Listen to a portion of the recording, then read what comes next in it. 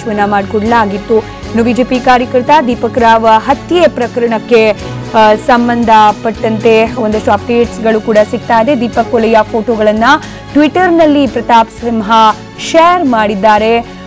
ದೀಪಕ್ ಕೊಲೆಯಾದ ನಂತರಕ್ಕೆ ಸಂಬಂಧಪಟ್ಟ ರಕ್ತಸಿಕ್ತ ಫೋಟೋಗಳನ್ನ ಪ್ರತಾಪ್ ಸಿಂಹ ಶೇರ್ ಮಾಡಿದ್ದಾರೆ. ಹಾಗೆ ತಮ್ಮ ಆಕ್ರೋಶವನ್ನ ಕೂಡ ಹೊರಹಾಕಿದ್ದಾರೆ. ಜಿಹಾದಿಗಳ ಕ್ರೂರ ಮುಖ ಅರ್ಥ ಮಾಡ್ಕೊಳ್ಳೋಕೆ ಈ ಫೋಟೋಗಳನ್ನ ನೋಡ್ಲೇಬೇಕು ಅಂತ ಹೇಳಿ ಟ್ಯಾಗ್ ಲೈನ್ ಕೂಡ ಹಾಕಿರೋರು. ಈಗ ನೀವು ಇದನ್ನ ಅರ್ಥ ಮಾಡ್ಕೊಳ್ದೇ ಇದ್ರೆ ಮುಂದಿನ ಭವಿಷ್ಯ ಹೇಗಿರುತ್ತೆ ಅನ್ನೋದನ್ನ ಯೋಚಿಸಿ ಅಂತ ಟ್ವೀಟ್ ಮಾಡುವ ಮೂಲಕ ಕೊಲೆಗಾರರ ವಿರುದ್ಧ ಸಂಸದ ಪ್ರತಾಪ್ ಸಿಂಹ ತಮ್ಮ ಆಕ್ರೋಶವನ್ನ ಹೊರಹಾಕಿದ್ದಾರೆ. ಬಿಜೆಪಿ ಕಾರ್ಯಕರ್ತ ದೀಪಕ್ ರಾವ್ ಹತ್ಯೆಯಾದ ನಂತರದಲ್ಲೇ ಸಾಕಷ್ಟು ವೈರಲ್ ಆಯಿತು ಅವರ ಕೊಲೆ ನಂತರದ ಫೋಟೋಗಳು.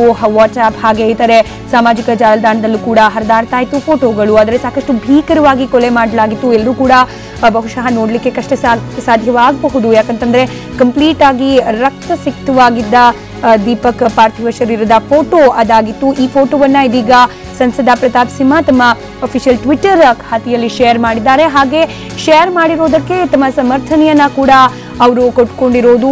ಈ ಫೋಟೋವನ್ನ ನೋಡಿ ಮುಂದಿನ ಭವಿಷ್ಯವನ್ನ ನಾವು ಕಲ್ಪನೆ ಮಾಡ್ಕೊಳ್ಳೇಬೇಕು. ಯಾಕಂತಂದ್ರೆ ಈಗಲೂ ನಾವು ಅರ್ಥ ಮಾಡ್ಕೊಳ್ಳದೆ ಹೋದ್ರೆ ಮುಂದಿನ ಭವಿಷ್ಯ ಸಾಕಷ್ಟು ಕಠಿಣವಾಗಿರುತ್ತೆ ಅಂತ ಹೇಳಿ ಒಂದು ಹೇಳಿಕೆಯನ್ನ ಕೂಡ ಅವರು ಆ ಮೂಲಕ ನೀಡಿದ್ದಾರೆ. ಬಿಜೆಪಿ ಕಾರ್ಯಕರ್ತ ದೀಪಕ್ ರಾವ್ ಹತ್ಯೆ ಕೇಸ್ಗೆ ಸಂಬಂಧಪಟ್ಟಂತೆ ದೀಪಕ್ ಕೊಲೆಯ ಫೋಟೋಗಳನ್ನ ಟ್ವಿಟರ್ನಲ್ಲಿ ಸಂಸದ ಪ್ರತಾಪ್ ಸಿಂಹ ಶೇರ್ ಮಾಡಿದ್ದಾರೆ. ಆ ಪೋಸ್ಟ್ ಅನ್ನ ಕೂಡ ನಾವೀಗ ತೋರಿಸ್ತಾ ಇದ್ದೀವಿ.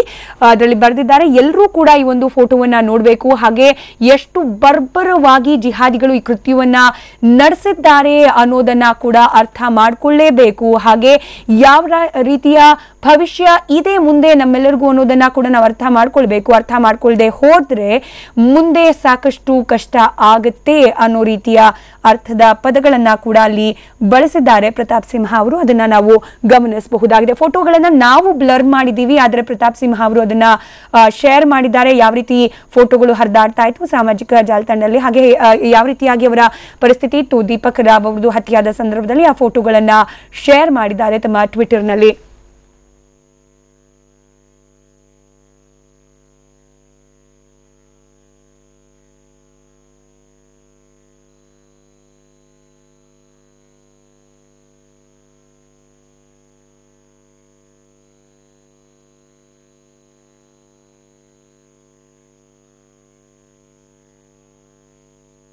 ನಾವೀಗ ತೋರಿಸ್ತಾ ಇರೋ ಪೋಸ್ಟ್ ಅಲ್ಲಿ ಫೋಟೋಸ್ ಬ್ಲರ್ ಮಾಡಲಾಗಿದೆ. ಯಾಕಂದ್ರೆ ಸಾಕಷ್ಟು ಭೀಕರವಾದ ರೀತಿಯಲ್ಲಿ ಆತನನ್ನ ಹತ್ಯೆ ಮಾಡಲಾಗಿರೋದು, ರಕ್ತಸಿಕ್ತ ಫೋಟೋ ಏನು ಇರೋದು ಅದನ್ನ ಪ್ರತಾಪ್ ಸಿಂಹ ಅವರು ತಮ್ಮ ಟ್ವಿಟರ್ ಖಾತೆಯಲ್ಲಿ ಆಸ್ ಇಟ್ ಈಸ್ ಪೋಸ್ಟ್ ಮಾಡಿದ್ದಾರೆ. ಪೋಸ್ಟ್ ಮಾಡಿದ್ದಕ್ಕೆ ಅವರು ಸಮರ್ಥನೆಯನ್ನ ಕೂಡ ಕೊಟ್ಟಿದ್ದಾರೆ.